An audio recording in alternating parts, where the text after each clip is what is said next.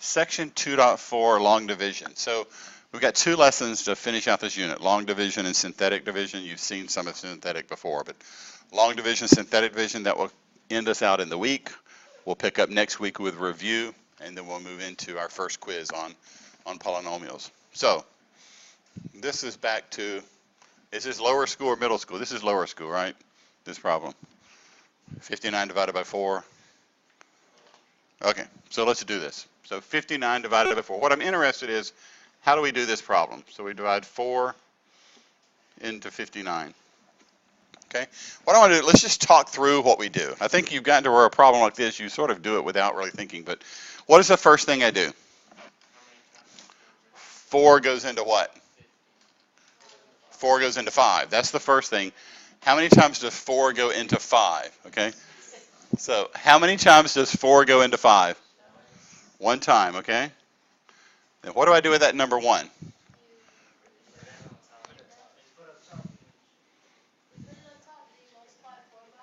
Right, so I put it up top. Now I multiply 1 times 4. What is 1 times 4?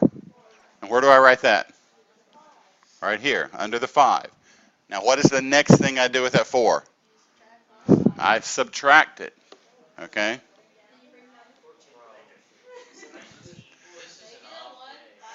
Yeah, I bring this 5 minus 4 is 1, and what do I do with the 9? I bring the 9 down, and then what do I do?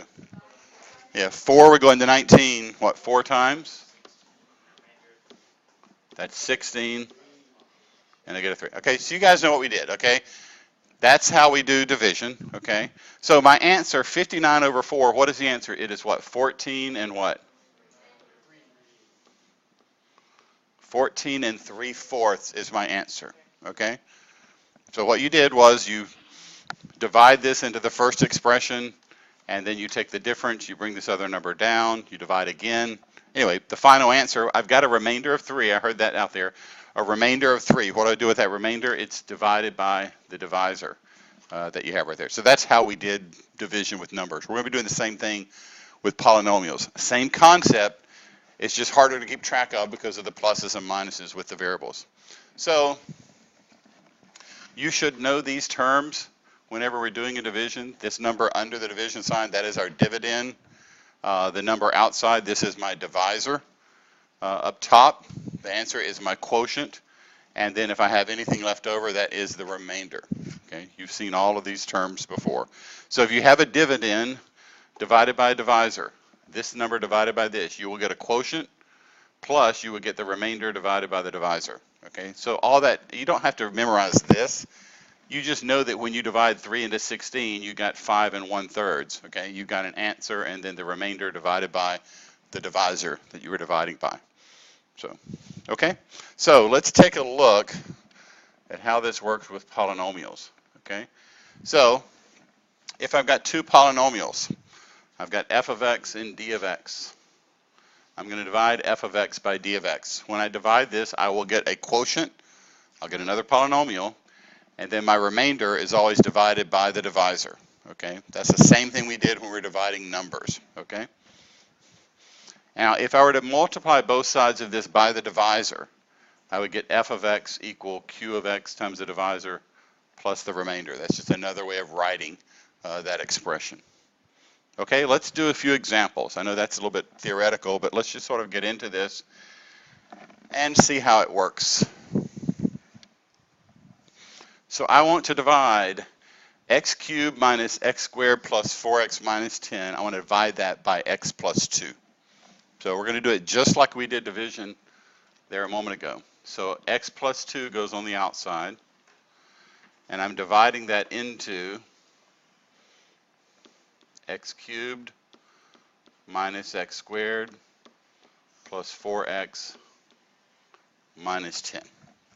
Okay, so I set it up just like, you know, we're dividing 4 into 59. So it's set up just like the numerical problem. Now, when I was dividing, let me just write, so what was it? Was it 4 into 59? Is that what we did? Was that the problem we did? So the first thing I did was, how many times will 4 will go into what? 5. Okay, so I'm going to do the same thing here. What do I need to multiply an x by to get x cubed? Did I hear it? x squared. So I'm going to write x squared up here. Okay? Now, what do you think the next step will be? Well, no, what did I do here? I did 4 goes into 59 one time. What did I do next? No, I multiplied the 1 and the 4, right? Okay? Like when I did this, 4 goes into 5 one time. 1 times 4 is 4. And then I subtracted the 4, right? And then I brought the 9 down. Okay, so the same thing.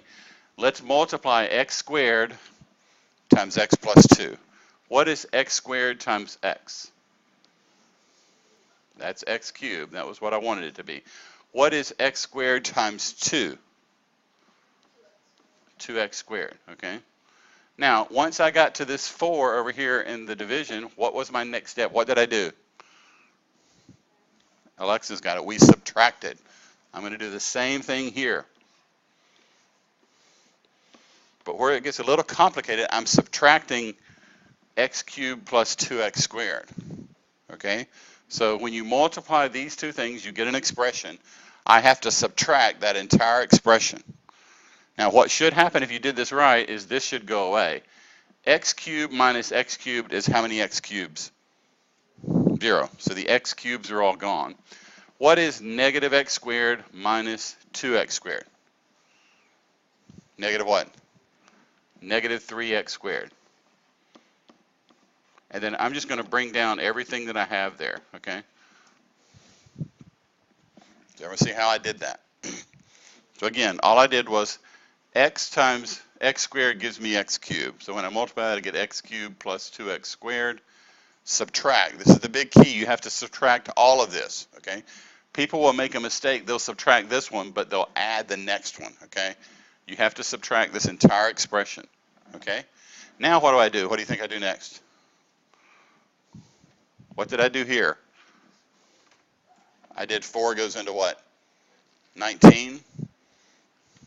Come on, guys. You got it? So now I need to figure out, what do I multiply x by to get a negative 3x squared? Negative 3x. Now I will multiply negative 3x times x plus 2. What is negative 3x times x? Negative 3x squared. What is negative 3x times 2? Negative 6x. What do you think I do next? I don't add, I subtract. Okay, that is a big key right here. You have to subtract all of this, okay? So what is negative 3x squared minus negative 3x squared? That's 0. What is 4x minus negative 6x? That's 10x, right? So now I've got 10x minus 10. Now what's my next step? Yeah, so what do I multiply x by to get 10x? 10? So 10 times x is 10x. 10 times 2 is 20. What do I do next? I subtract those. 10x minus 10x is 0. What is negative 10x minus 20? Negative 10, negative 10 minus 20 is negative 30, right? That is my what? That is my remainder, okay? So my answer is, when you divide x cubed minus x squared plus 4x minus 10, when you divide that by x plus 2, the answer is what you see up there. X squared minus 3x plus 10 plus, what do I do with the remainder?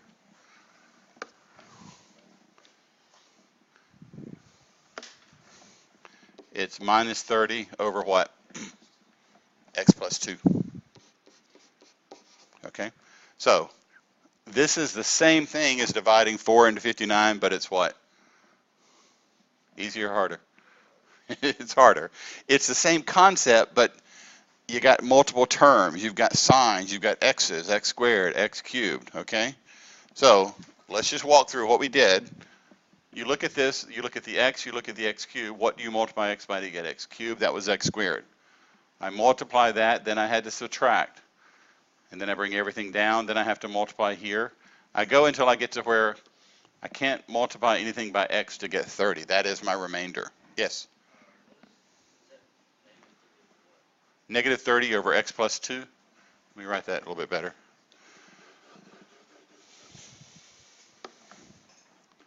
Minus 30 over x plus 2. So it's just like we did in division. When you had a remainder like 1, you would say, in this case, this would go in there, 4 times? That is 16 with a remainder 3. So your answer is 14 3/4 over here. Okay, so here your answer is x squared minus 3x plus 10 minus 30 over x plus 2. Okay, do you sort of see the concept? Okay, it feels like it's after lunch. So let's move on. This will just take some practice, okay? I need to divide f of x by d of x. So I need to divide here 2x to the 4th plus x cubed plus x minus 1. Divide that by x squared plus 2x minus 1. So I'm going to set this up in a division just like we did a moment ago. X squared plus 2x minus 1. Divide that into 2x to the 4th plus x cubed plus x minus 1. Now the key, it looks real complicated, but when you start out, your key is you really only need to look at those two things. That's how I start out. And so rather than saying x squared divides into, it's easy to say 4 divides into 17 or something like that. I look at this and say, what would I multiply this by to get this? So what do you multiply x squared by to get 2x to the 4th? Yeah, so that's a 2x squared. And then you perform that multiplication. 2x squared times x squared is 2x to the 4th. 2x squared times 2x is what? 4x cubed. 2x squared times negative 1 is what? Negative 2x. Negative 2x squared, right? So 2x squared minus 1. Now, what do I do with this expression? I subtract it. That's a very critical thing to do, okay? What is 2x to the 4th minus 2x to the 4th? That's 0. What is x cubed minus 4x cubed? Yeah, it's negative 3x cubed. And I want to keep things in order, okay? There are no x squareds up here, right? But what's negative of negative 2x squared? Okay, so there's a 2x squared. And then the other things that I haven't accounted for up here are the x. So I bring that x minus 1 down. Okay, so you have to keep track of, here I introduce a term and there wasn't a term to combine it with here, but I still have to keep that term right here. And the danger is calling that a negative 2x squared. It's not, because you're subtracting. It's a positive 2x squared. And then I've got the x and the minus 1. Now, what do I multiply x squared by to get negative 3x cubed? Yeah, so it's negative 3x. And then I multiply that and I get negative 3x cubed. What's negative 3x times 2x? Negative 6x squared. Okay. What's negative 3x times negative 1? Negative 3x times negative 1 is 3x, right? And then what do I do with this expression? I subtract it, okay? So negative 3x cubed minus negative 3x cubed is 0. What is 2x squared minus negative 6x squared? Yeah, that's 8x squared. What is x minus 3x? Yeah. Okay, so now I've got x squared minus 2x minus 1. What do I multiply x squared by to get 8x squared? 8. So I'm going to write an 8 up here. And then when I multiply that, I get 8x squared. 8 times 2x is what, 16x? And 8 times negative 1 is negative 8. What do I do with those three things? I do what with those? I subtract, okay? Was that a plus? 8 times, yeah. So 8x squared minus 8x squared is 0. What is negative 2x minus 16x? What is it? Negative 18x. Okay. What is negative 1 minus negative 8? 7. Okay.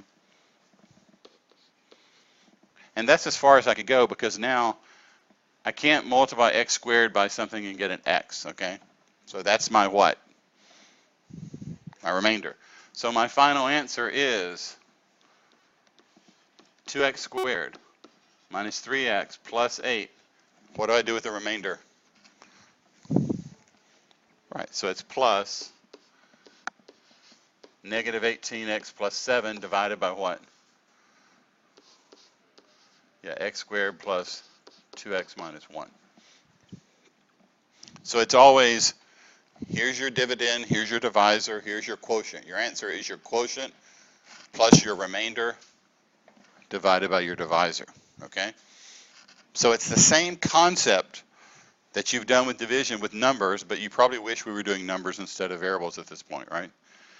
There are many places mistakes can be made. The most common thing, guys, is this subtracting, you know. A lot of people will look and just say, oh, that cancels, and then they'll add these two things together. But the big key thing is, and that's why you always see me writing a parentheses and trying to change color, you have to subtract that term in order to make it valid for division. So let's look at another example. This is an easy one, okay?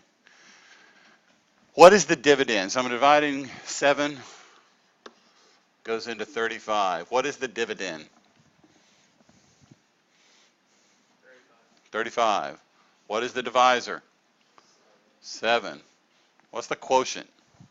5. What's the remainder? 0. You'd like for them to all be that easy. Okay. In this case, the quotient and the divisor right here, these are both what of 35? We say that they are what? Not multiples, they are factors. But you were on the right track. So these are factors of the dividend, because, and we know that because the remainder is 0, okay? In this case, where we did something a moment ago, when we did 4 into 59, and we got what? That was, what, 16? Is that what we got? And what was the remainder? Was it what, 4?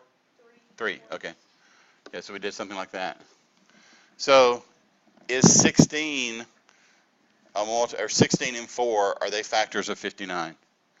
They are not factors because the remainder is not 0, okay? So we're going to be doing a lot of division here and keying in on whether we get a 0 remainder or not. If we get a 0 remainder, we have found what? Factors, okay? So that's one of the keys for doing synthetic division that we'll pick up a little bit later. Let's look at the next example. X minus 1 divided into x squared plus 6x minus 7.